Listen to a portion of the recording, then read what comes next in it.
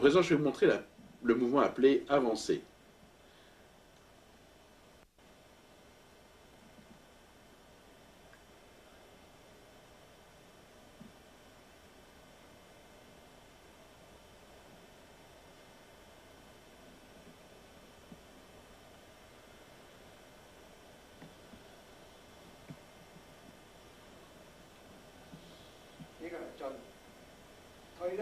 Voilà ce qu'est la partie avancée. Il y a une deuxième partie reculée, où on place les mains vers l'arrière.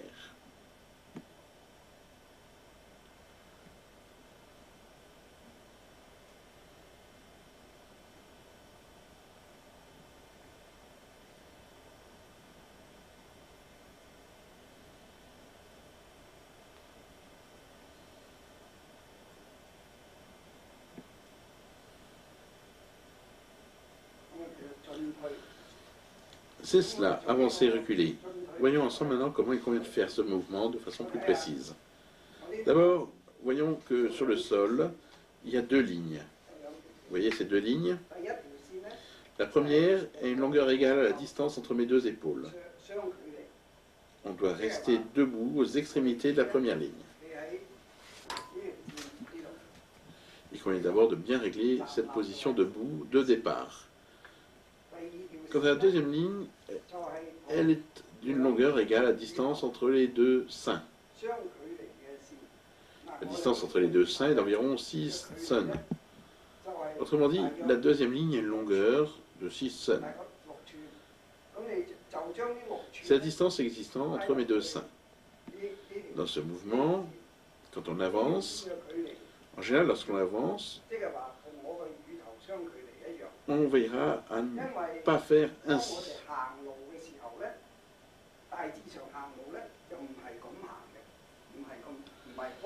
Il ne faut surtout pas faire ainsi. Pour avancer correctement, la distance entre les deux pieds ne doit pas être aussi grande que cela.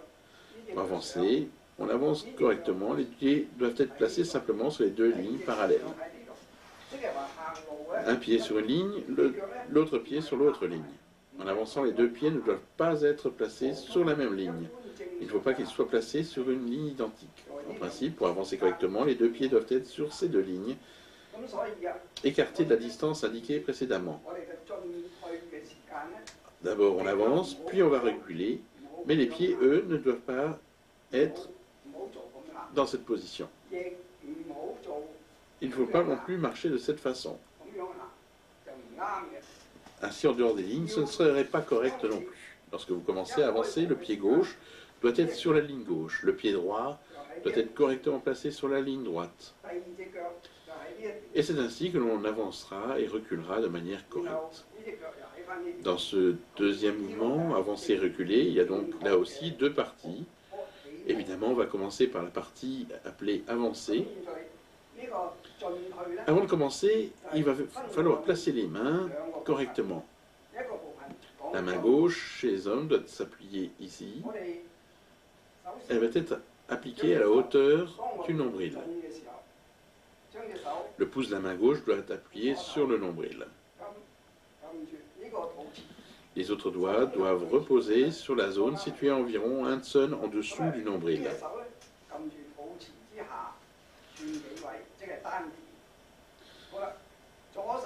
Le tantien se trouve donc dans cette région. La main gauche doit reposer sur le tantien en appuyant légèrement sur le tantien.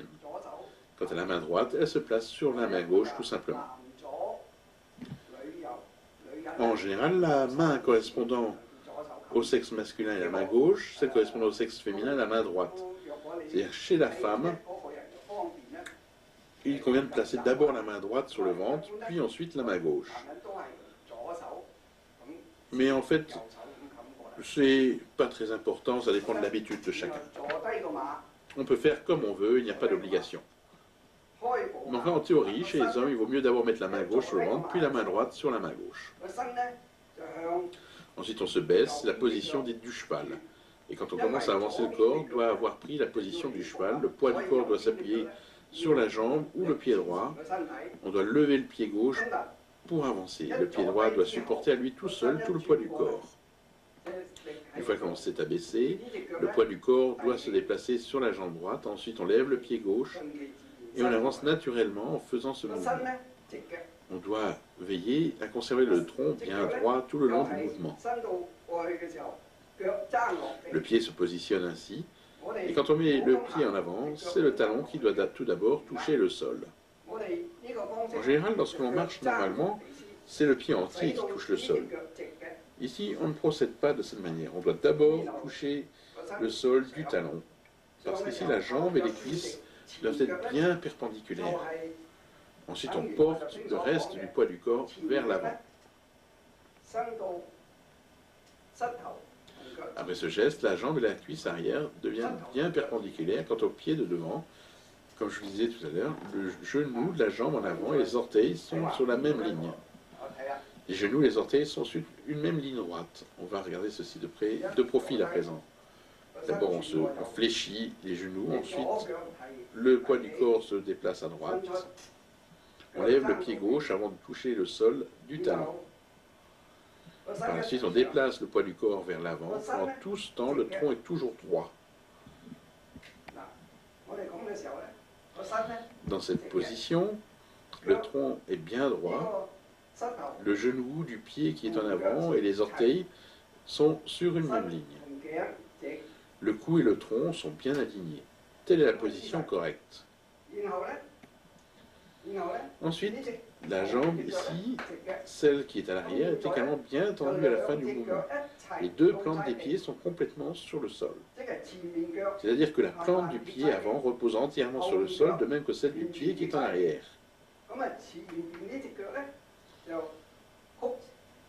Dans cette position, la jambe en avant est fléchie, la jambe arrière est droite. Voici comment on procède ensuite. On lève d'abord le talon du pied droit, ensuite on l'avance et puis on touche le sol avec ce talon.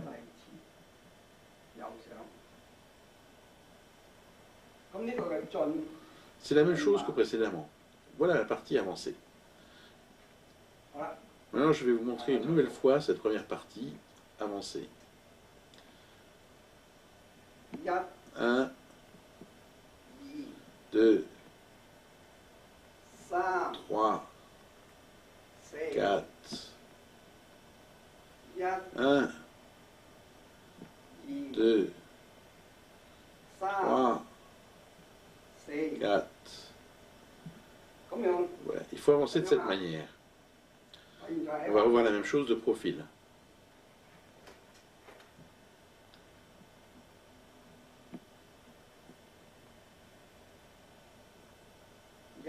Un, 2, 3, 4, 2, 2, 3, 4. C'est ça la partie avancée. Dans cette phase du mouvement, on fait 7 pas. 7 pas de suite ainsi. Si vraiment vous n'êtes que débutant, après avoir fait ces 7 pas en avant, il convient de faire également 7 pas à reculons. On va voir comment faire ce mouvement vers l'arrière. Une fois que vous maîtriserez bien ce mouvement, vous pourrez d'abord commencer à avancer vers la droite. On fait 7 pas, puis on tourne de 90 degrés, on refait de nouveau 7 pas, on retourne de 90 degrés, puis 7 pas, et on retourne à nouveau de 90 degrés, puis 7 pas, et c'est ainsi qu'on parcourt tout un carré. On marche en carré. On se dirige d'abord vers l'est, puis vers le sud, vers l'ouest, puis vers le nord. Et donc à la fin, on se retrouve dans la même position qu'au départ. Il y a donc en tout 28 pas. Ensuite, voyons la marche à reculons.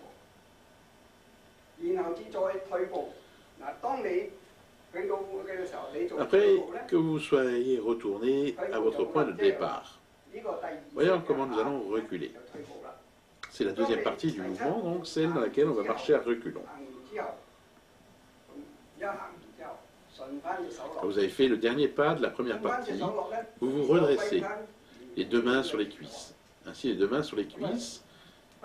Et à ce moment, on se retrouve dans la position du départ.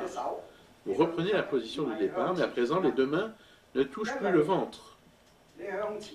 En avançant, on place les deux mains sur le ventre pour protéger le Dantian. On fait ainsi pour protéger le Dantian. Mais lorsque l'on recule, en reculant, les mains, elles, doivent non plus se situer sur le ventre, elles se mettent plutôt dans le dos. Pour cela, les poings sont fermés. On serre les poings. Donc lorsqu'on s'apprête à reculer, les mains sont fermées, les poings serrés. Puis on tourne les deux poings vers le bas. On va utiliser le dos des mains. On retourne les mains vers l'arrière, puis on les place sur les deux poings 23 vessis.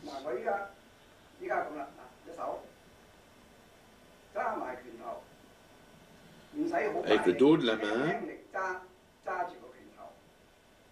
on va revoir tout cela. Les mains sont bien fermées, les poings serrés. On n'a pas besoin de serrer fermement.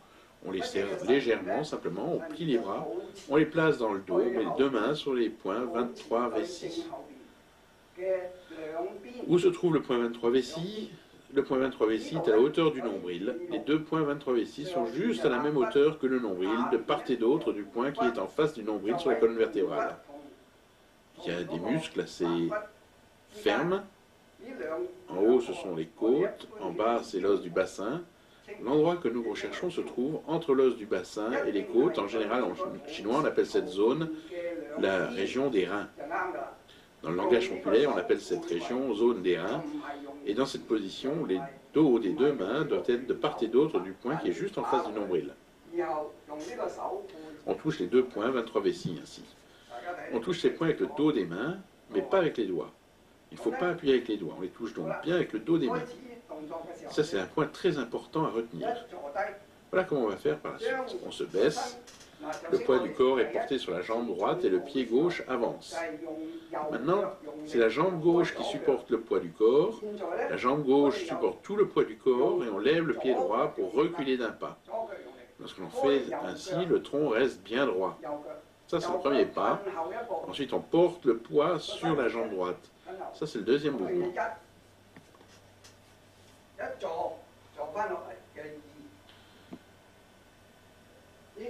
Ensuite, on recule avec le pied gauche d'un pas. Lorsqu'on touche le sol en reculant, on pose d'abord les orteils. Ensuite, on pose le pied complètement sur le sol. Et quand on déplace le tronc vers l'arrière, la plante du pied se pose progressivement sur le sol. Tout au long de ce mouvement, les pieds sont toujours dans la même position. Il ne faut pas les relâcher au bout d'un moment. Les mains, elles, sont aussi toujours dans cette position. Elles sont posées le long de la colonne vertébrale, c'est-à-dire les deux points 23 vessis. Et ainsi, on va aider à soutenir la colonne.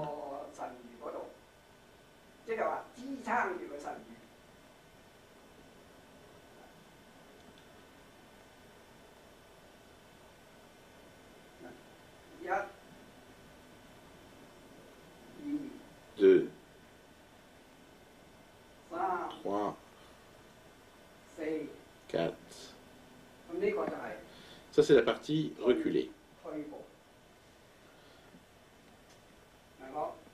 Maintenant, on va observer le mouvement avancé et reculé de profil.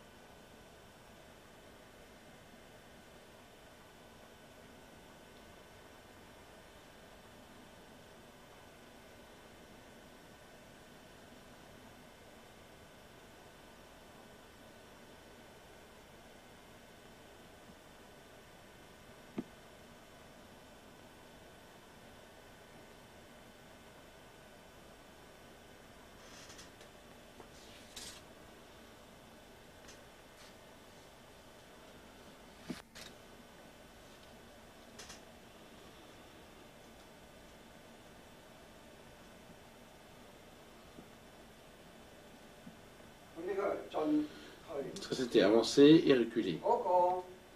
Le point important ici, c'est toujours veiller de conserver correctement un écart correcte entre les deux pieds. Que l'on avance ou que l'on recule, l'écart entre les deux pieds doit être tout le temps correct.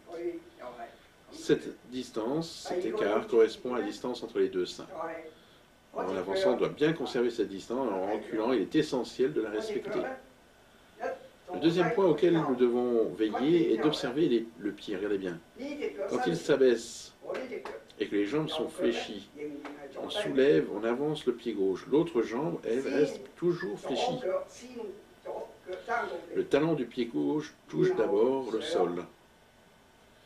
Ensuite, on avance le tronc.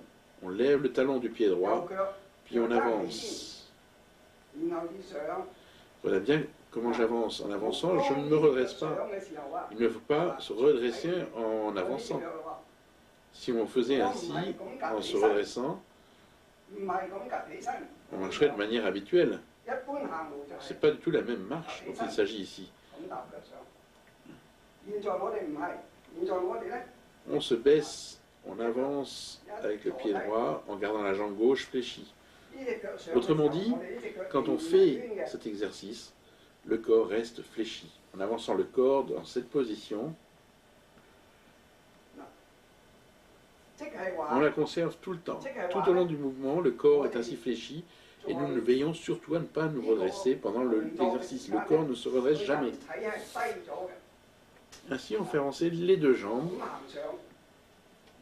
et nous sommes amenés alors à mettre en œuvre une force que nous qualifions comme étant de type yin, une force qui se trouve dans les deux jambes. On met alors vraiment en œuvre une force yin très importante. Ce mouvement doit être lent. Nous devons supporter tout le poids du corps sur une jambe. Tout le poids du corps repose sur une seule jambe. Lorsqu'on lève un pied, c'est l'autre qui supporte tout le poids du corps. Voilà comment on avance de cette manière. Puis c'est le pied qui s'est avancé qui supporte à son tour tout le poids du corps. Quand on s'abaisse, on sent bien tout le poids du corps. Et par contre, quand on s'est redressé, on n'a pas besoin de supporter tout le poids. Voilà comment on fait les mouvements avancer, reculer.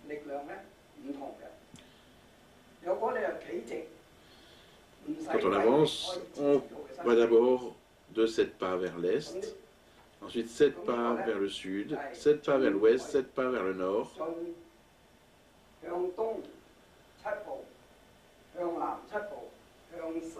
7 pas au sud. Pour reculer, on se dirige d'abord vers le nord, 7 pas, vers l'ouest, 7 pas, vers le sud, 7 pas, et vers l'est, 7 pas. On se retrouve à la position de départ à la fin de l'exercice. Maintenant, on va voir comment il faut respirer. 2, 3, 4, 1. 1, inspirez, 2, expirez, 3, inspirez, 4, inspirez,